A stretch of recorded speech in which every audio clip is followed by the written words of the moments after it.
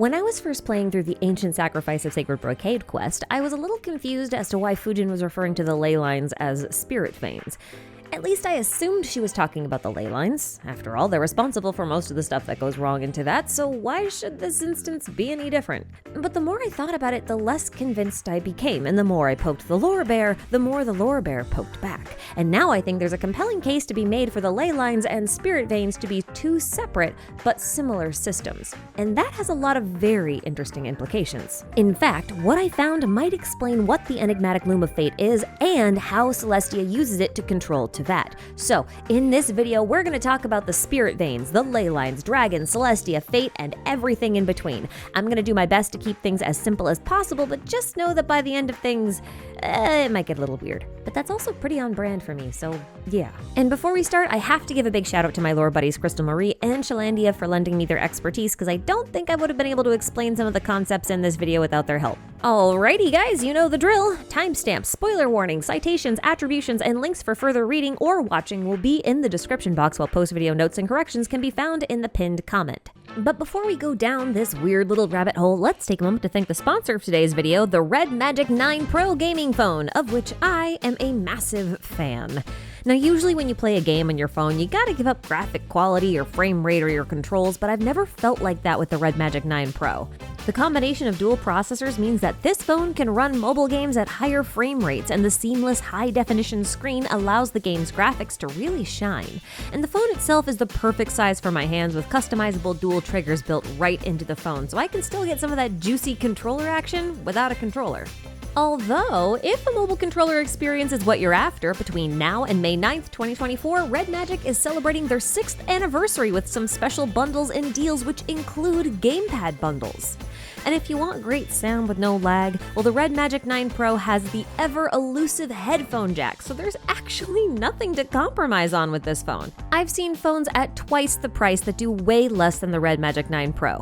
If you're in the market for a new phone, I highly recommend you check out the Red Magic website's anniversary page, where you can enter to win a brand new Red Magic 9 Pro or some cool accessories just by writing a breakup letter to your current phone. Don't wait too long though, the offers end May 9th, 2024. Use my link in the description to check it out for yourselves. Thanks once again to Red Magic for sponsoring this video, and now back to our theory. Let's kick things off by answering the question that started this investigation in the first place. What the heck is a spirit vein? As you might have guessed from the intro, I was convinced that Genshin was going to make spirit veins and ley lines the same thing, based on how Fujin was talking about the spirit veins. I thought that maybe spirit veins was just what people called the ley lines thousands of years ago. After all, Fujin has been pretty isolated since the end of the Archon War. But after a little digging, I realized that this isn't the first time we've ever heard of the spirit veins in-game. They got mentioned once during the Sacred Sakura cleansing quest, and a couple more times during the quest to unlock Enkanomiya. And neither of those mentions support the hypothesis that the spirit veins are just an ancient name for the ley lines. For example, it just doesn't make sense for modern Watatsumi priestesses to use an archaic name for the ley lines, especially with regular people who wouldn't recognize the term to begin with. It would just be confusing. And even then, Ajdaha calls them the ley lines, and he's definitely way more ancient than Fujin and Watatsumi's priestesses. But while none of this could disprove the idea that spirit veins is another name for ley lines, it at least confirms that they were always referred to as ley lines, even if they really might have had another name. But if that's all there was to it, I would not be making this video right now. So by sheer coincidence, I happened to find the term spirit veins tucked away inside of a glossary of terms for xianxia novels. But in order to explain the significance of this, I should probably explain what xianxia is, because Genshin is heavily influenced by it. Xianxia is a popular genre of Chinese high fantasy fiction based on Taoism, with common sets of tropes, archetypes, and world building. Now, most xianxia stories prominently feature people who are trying to achieve godhood through a process called cultivation. In Genshin, this is usually called enlightenment or illumination, and it involves mastering control over one's chi. So chi goes by a lot of names like mana or even spiritual energy, but essentially it's sort of like divine energy that's present within everything, which is why cultivating chi inside of the human body can allow a person to become a god.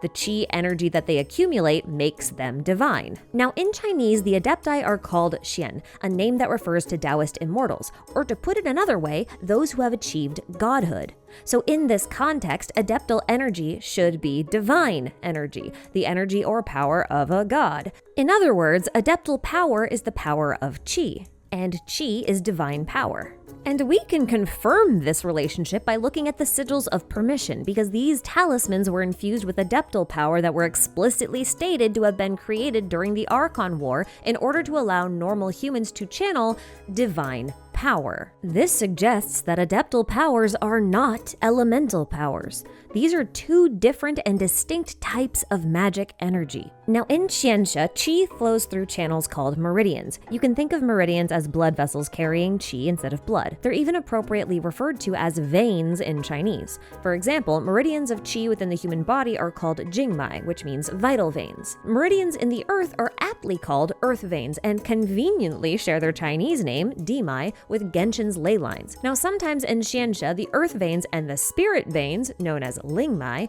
are the same thing, while other times spirit veins are synonymous with the body's vital veins instead. It really depends on what the author wants to do. But what convinced me that the ley lines and the spirit veins were truly separate things in Genshin are these things called Spiritstones.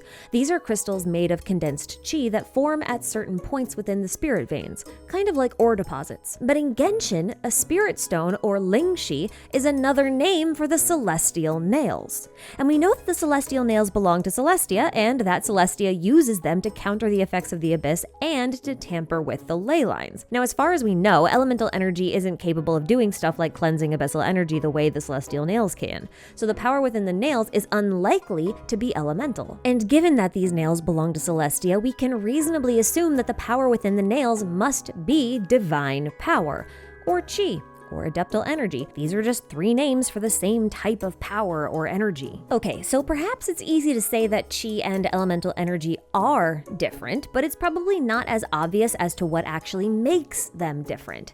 But the differences themselves are actually pretty straightforward once you know what you're looking at. Elemental energy deals with physical things, while chi deals with more immaterial or conceptual things. Allow me to explain. Ley lines and the elemental energy that flow within them make up the basic building blocks of the physical world. Even this loading screen says so. This is why tampering with the ley lines makes all kinds of physical abnormalities appear in the world, and why Nahida suggested that Apep's death would force the forest to grow exponentially due to the surplus of dendro-elemental energy. And unlike the earth veins of Qianxia stories, the ley lines have a physical shape. They're the roots of the world tree Irminsul. This is why the ley lines can only be found within the earth itself and do not extend beyond the surface of Teyvat. Another fun loading screen factoid. So if elemental energy makes up the physical world, then what should the spirit veins do?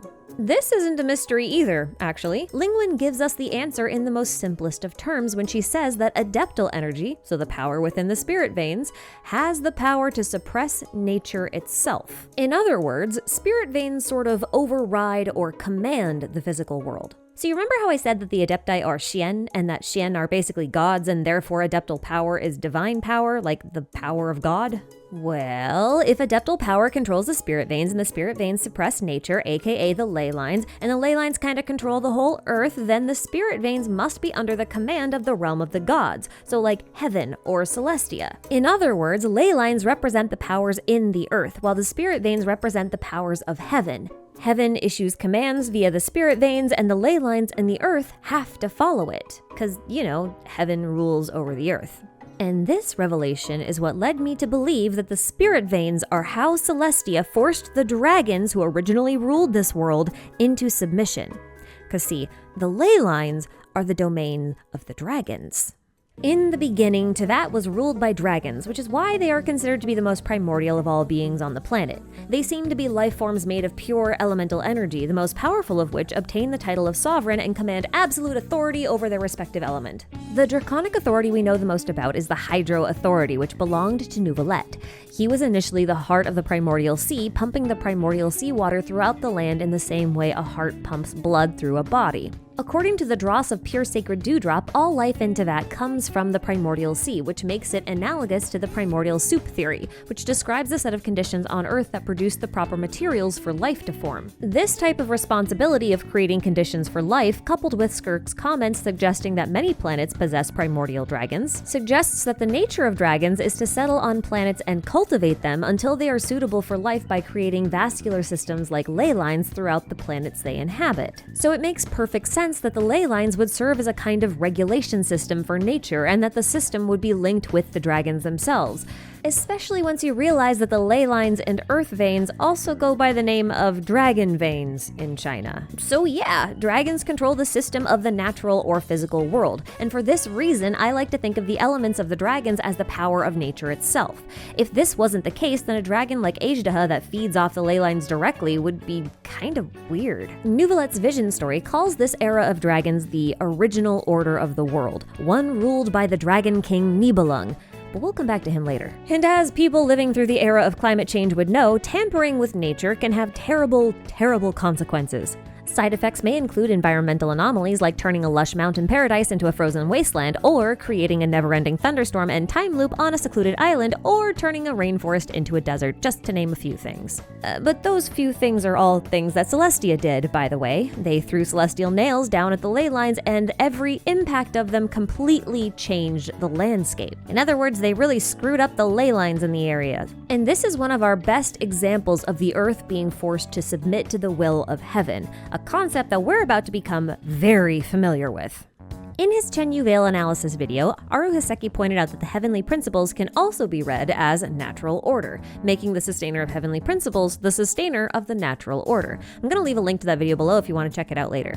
But to be a little bit more precise, the heavenly principles are actually called Tianli, or heaven's law, which is then defined as the natural order of all things because all things follow the law of heaven, at least according to Taoist principles. This is something we actually see referenced a few places throughout the game, but the one you're probably most familiar with is Zhongli's burst line, "I will have order." Now this line lost a lot of its nuance in translation because the original line is actually something more like, I'm gonna butcher this, I'm so sorry, Tian Dong Wan Xiong, and according to Terra localizations, this is supposed to be a Chinese idiom which more literally translates to "the heavens move every manifestation of nature," or "the world follows heaven's order," or "heaven leads, all will follow."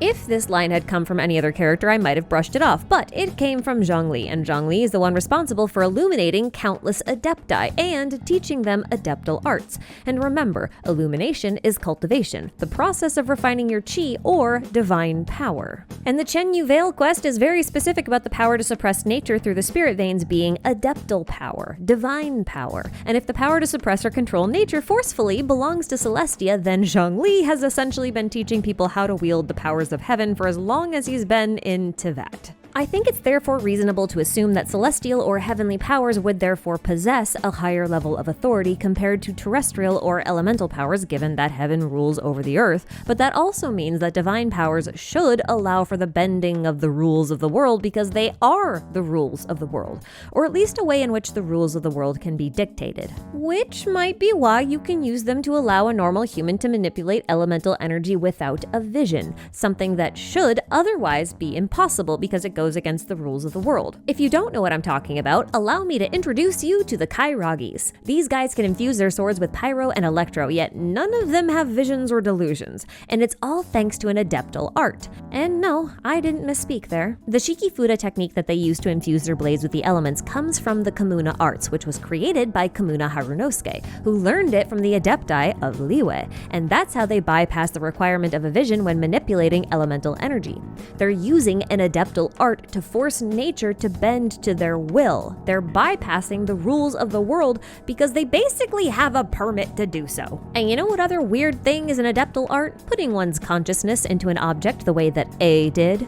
And A learned this art from Yaemiko, who learned it from Kamuna Harunosuke, who learned it from the Liyue Adepti. And who did the Adepti learn it from? Zhongli, which is why I'm giving its burst lines a bombastic side-eye right about now. But here's the thing. Adeptal energy and chi are basically the same thing as far as Genshin is concerned, and this divine power lets you manipulate the worlds in ways that you shouldn't be able to.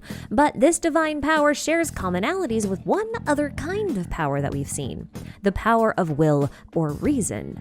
The fact that both adeptal energy and will are seen as powers of the divine is enough for me to question whether or not they are actually the same thing. The logic here is that the power of will is strongest in Descenders, and the power of Descenders is what folks like Renee, Deshret, and Remus seem to be leveraging in order to overthrow heaven. heaven. By merging thousands of wills together, they can perhaps create a collective will that can match the size and strength of a descender's will. And if the spirit veins are related to the power of heaven and will has the power to rewrite the rules of the world, which we know it does because that's kind of the whole plot of the game, then a will as powerful as a descender's is likely necessary to control the spirit veins on a global scale. And some of Renee's notes actually support this hypothesis. For example, he claims that pure elemental energy lacks will altogether, and it is therefore impossible for it to, quote, break from the rules.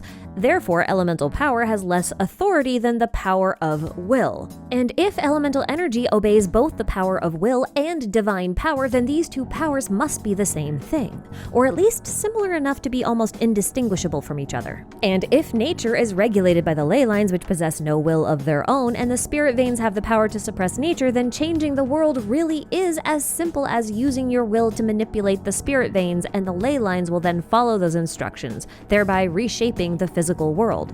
In other words, the spirit veins are blueprints or instructions, and the ley lines are compelled to follow those instructions. The earth obeys heaven's commands. And this is why during the ancient sacrifice of sacred Brocade quest, Fujin was concerned only with fixing the spirit veins instead of the ley lines.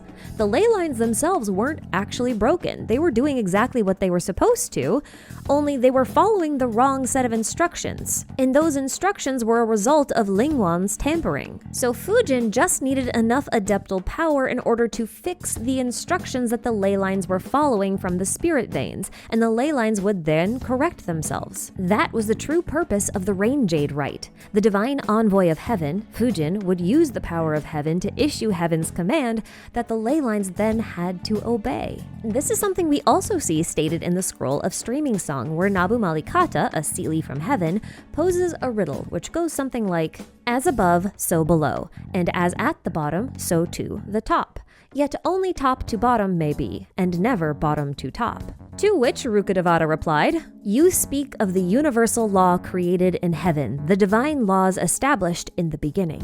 There's more to this passage in the book, but these are the key lines because they're explicitly stating that the orders are given from heaven to earth and never the other way around, yet heaven and earth should always match each other. Is this not a blueprint production line relationship? It's like thoughts become things, or mind shapes matter, or the immaterial dictates the form of the material, or the divine commands the mortal. So okay, we've established that heaven or Celestia uses divine power, also known as adeptal power or will, to manipulate the spirit veins, which then forces the ley lines to reshape the world. And one suspicious man playing host to an adeptus can show us just how Celestia makes this happen. Baizhu practices traditional Chinese medicine, and that includes working with the body's meridians. Those are the vital veins we talked about at the beginning of the video. A knowledgeable person can tamper with someone's meridians by stimulating pressure points located at various places throughout the body's vital veins. This is generally used medicinally to encourage the body's natural healing potential by releasing blockages. Think of it like removing a bunch of debris from a river in order to let the water flow more freely. Conversely, meridians can also be manipulated as a form of self-defense, blocking off energy flow throughout the body and causing internal damage or complete immobilization.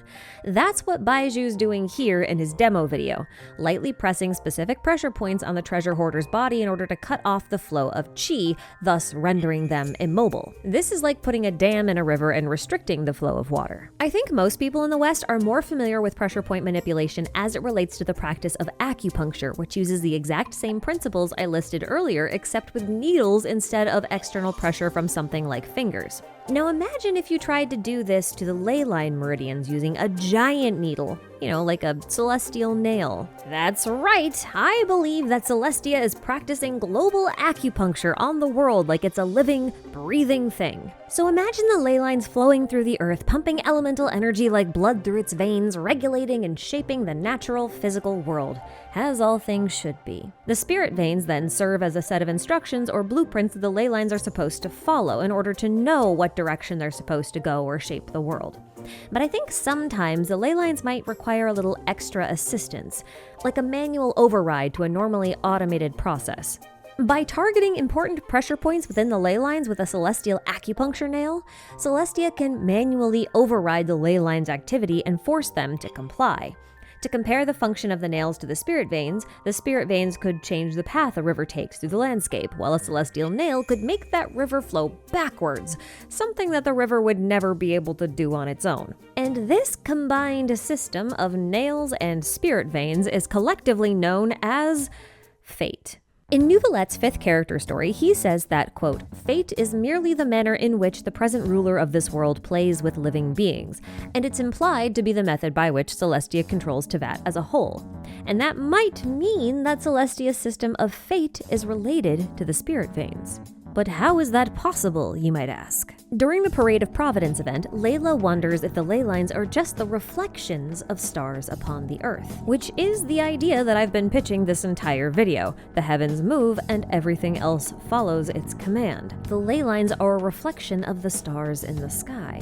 And we know that the concept of fate in Genshin is linked to the stars since you can literally read your fate by looking at them. But Unreconciled Stars taught us that the sky of Teyvat is false, and the stars are simply rocks hanging in that false sky that we've come to know as the firmament. But perhaps they're not just rocks, but instead small spirit stones, mini nails, kind of like the nail fragments found around the Chasm in Dragonspine. When you think about it, both the nails and the star crystals seem to be able to manipulate people's minds, so even if they're not exactly the same thing, they might be similar enough to get lumped together. Assuming the nails are controlled by spirit veins, we might then think of them as pins and the spirit veins as threads strung between the pins, much like the pins in yarn used to construct a simple pin loom, which makes this system of fate Celestia uses to control the whole world a sort of loom of fate. This is kind of reminiscent of an asterism, like the stars are just random dots in the sky until you draw lines between them, right? So the stars here would be the pins of the loom, while the lines that create the image are the threads, the spirit veins. That's your constellation. But the thing is, the spirit vein threads of the loom are probably part of a fancy machine. Otherwise, why would Nouvelette claim that the head of Celestia had their, quote, functions ruined and could no longer use their absolute authority to suppress the original order of the world after the invasion that started the Archon War? Functions isn't exactly a term you use for a person, and yes, the term in Chinese has the same mechanical implications, at least as far as I can tell, which suggests that fate itself is part of a machine with a potentially questionable origin. During the Summertime Odyssey event, we had to repair the projector that powered the Valurium Mirage, but it takes the shape of a spinning wheel used to make threads that would later be woven on a loom. Which is exactly what this is, because the preprint the central hub projector was made from is literally a spinning wheel. Idea, who was in charge of this projector, used it to bring the wishes of people to life, but only within the confines of the bottle, which feels reminiscent of Celestia in that they can probably only control the fate of people within the confines of the firmament. It also relates to the wishes idea, because wishes reaching Celestia is apparently how visions are granted, and visions are part of your fate. Now, the central hub in Bottle Land spins around a core, which is why it's called a core wheel in Chinese. And this core is powered by objects that represent the memories and wishes of the people who visited the bottle in the past, which are then used to create copies of those people and give them a fixed destiny of achieving their dreams within the bottle. Now, at the time, I didn't think much of this beyond the normal side-eye for the Loom of Fate references, but I have since become initiated in the ways of the Xianxia, and I now know that a core is actually a kind of crystal that forms inside of a beast or human when they cultivate their qi to a certain degree, and I made an entire video explaining why visions are actually these Xianxia-style cores. But I didn't just argue that cores are visions. I also argued that visions and cores are types of dragon pearls. You can watch that video for the full explanation once we're done here, but for now, just trust me on this one. The reason Kokomi went to Bottle Land was to search for the missing half of a sacred relic she called the Shinro Casket. She possessed its pearl, but its clamshell was hidden away in the core of the central hub for unknown reasons. Now, the Shinro Casket was made with the remains of a yokai called a Shinkiro, which responds to the wishes of the people who pray to it, which grants it power. But according to yokai.com, Shinkiro literally translates into Clam Breath Tower, and it's not a yokai at all, but instead a supernatural phenomenon created by a Shen, which is a big magical clam, and also a type of dragon. These Shen dragons basically project their breath into the sky, creating mirages of fantastical cities, which kind of sounds like Celestia to me. I mean, the island is even transparent, kind of like a mirage, but a Okay, wait, let's not get distracted here because I gotta point out that chi is often translated as breath or breathing, which means that these Shen are potentially projecting their chi into the sky. So once the shell and the pearl are together, they activate the artificial core of the spinning wheel, and we can see the representations of spirit veins coming off of it, allowing the mirage to cover the entirety of the bottle. And this made me wonder, if the remains of a dragon were used to power a spinning wheel of fate within Bottle Land, could the remains of a different dragon be used to power a spinning wheel of fate in Teyvat? Possibly. Our best draconic candidate for that is Nibelung, the Dragon King. Why?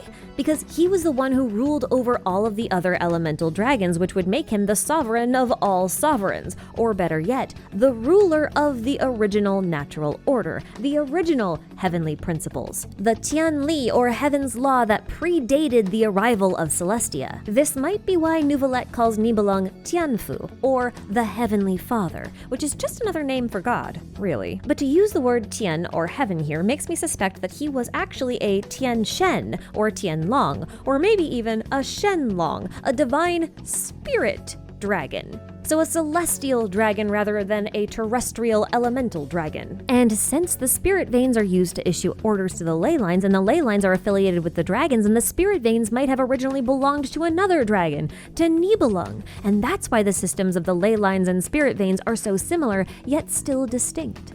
The ley lines carry the elemental energy overseen by the terrestrial dragons, while the spirit veins carry the divine energy, the divine will, overseen by the celestial dragon, the original god of Teyvat. In fact, it's possible that the spirit veins themselves are just a projection of Nibelung's power, or chi, just like how the Shen dragons project their chi into the sky. And if he's a Chinese dragon, which is pretty likely, then he has to have a pearl, just like the Shen. Now, pearls of Chinese dragons contain all their power and wisdom, and should anyone obtain a dragon's pearl, they would have access to all that power and wisdom, sometimes even becoming a dragon themselves. It's kind of like how Neuvillette lost his authority, his pearl, to Focalors, and he was only able to regain his true power once the pearl was back in his possession. But while it was in Focalors' possession, she was able to wield its power despite it not belonging to her originally. So if someone were to, say, steal Nibelung's authority pearl, then they would obtain all of his powers. And I think the primordial one did exactly that.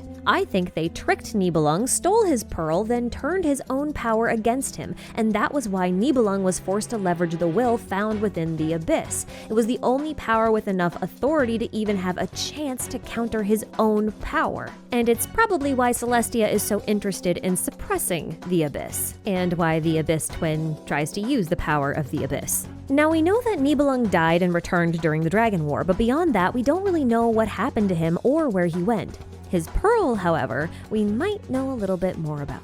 Based on the Bottle Land model, we can assume that spirit veins require something that can physically spin the spirit veins, and something that can power that thing that spins the spirit veins. Naturally, the spinning apparatus should have been Nibelung himself, while the power source is the pearl. But if the primordial one lacked Nibelung's body or the ability to spin spirit veins themselves, then they might have created a literal machine to do the spinning, just like the core wheel. The pearl is the core, in case that wasn't very clear. So Celestia's got this big-ass core wheel spinning fate threads with the power of Nibelung's pearl when all of a sudden, bang! Invaders from beyond the firmament break through and war breaks out. The pearl is lost in the struggle and the machine loses its functions because it has no power source. Well, a power source for your worldwide control system is kind of important, so you gotta send someone to go find it, and wait a minute.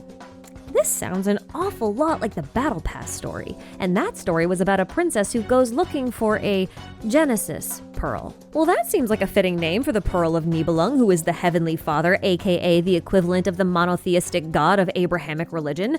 I mean, he was responsible for Genesis, right? And you see the snake in the pink shell with the pearl? Well, in Bottle Land, the Shen's pearl was hidden away in Watatsumi, a nation of the snake god Orobashi. Now, I'm not saying Orobashi is this snake, I don't think he is, but I do think the allegory is accurate. There might be a dark snake or dragon god within the abyss that's guarding the Genesis pearl the princess needs to find. Or maybe she already found it, but was deceived, and now believes herself to be the queen of the kingdom of darkness, aka the abyss. And hey, Fischl was a princess of the Kingdom of Darkness. Maybe this princess is her. Yeah, but maybe we don't go down that rabbit hole right now. There's already a lot going on here. But okay, let's assume that this Genesis Pearl is found. What then? Does Celestia just pop it back into the Fate Machine and continue business as usual? I don't think so. See, Celestia's control over Teyvat is contingent on their access to Nibelung's authority. Without it, the whole system becomes unstable, and it's quite possible that all the work Celestia has done reshaping the Earth will begin to undo itself because the Earth actively resists the dramatic changes imposed on it by Celestia. Things like the turbulence within the ley lines, mutated plants like regisvines, and even hypostases are caused by Teyvat resisting these changes. Fujin also says something to this extent. Without regular maintenance, the Earth will revert to how it's supposed to be, not how Celestia wants it to be. Nature may lack a will, but it still has a certain pattern of behaviors that it's kind of inclined to follow, you know what I mean? Dragons probably understood how to work with nature since they are beings of nature. But Celestia wants it to be something that it's just not supposed to be. Think of it like if you have straight hair, but you want curly hair, so you get a perm. Well, the perm doesn't last forever, right? Like your hair eventually reverts back to its straight form unless you curl it again. The real problem is that the world that existed before Celestia came might not be hospitable to humans. After all, the world wasn't originally designed with humans in mind. So all this time we've been looking at Descender this and the power of reason that, but if this theory is at all accurate, without the Genesis Pearl, the power of a Descender's will is kind of meaningless. We still need Nibelung's Authority Pearl to power the machine, or the whole system falls apart. I had to stop myself so many times from spiraling and going on extremely long tangents because I have thoughts, many thoughts, and over 26 pages of cut content, which I will do something with eventually, maybe. But hey, while the names of all my enablers, I mean channel members, scroll on by, let me share a couple of those cut topics with you because I couldn't find a good place to slot them in and I think they're still cool and relevant. So most of Baiju's kit comes from Changsheng, right? And Changsheng is an Adeptus, which means that her powers are Adeptal arts. Well, during his elemental burst, you'll notice that every now and again he shoots out a ghostly snake. This is probably the spirit form of Changsheng, if only because those snakes are straight up called spirit veins. Although in Chinese they're actually called spirit chi. It kind of implies that she's using her chi to manipulate the elemental power of Baiju's vision, and I just think that's kind of cool. I also didn't get to talk much about the other two places the term spirit veins was mentioned, but one of them was during the Sacred Sakura cleansing quest, which I thought was very interesting, mostly because during A's second story quest, Makoto tells her that this new tree that A planted, the Sacred Sakura, is now free of the heavenly principles. And this statement has confused me in the past, but it might make more sense now if we think of the whole idea of free of the heavenly principles as free of the control of the spirit veins. It means that Celestia no longer has the ability to control Inazuma's ley line system. Like there might be someone's will imparted into those ley lines. So now the elemental energy has a will that Celestia can't force it to override. You see what I mean? This might be kind of huge in the future. I kind of feel like it might be. Okay, I think that's enough theorizing for now. I gotta go explore a lost civilization of Remuria next, and who knows what that archaeological expedition is gonna turn up. So thank you all so much for watching. Remember to be nice to yourselves, have fun with the game, and I'll catch you all in the next one. See you later.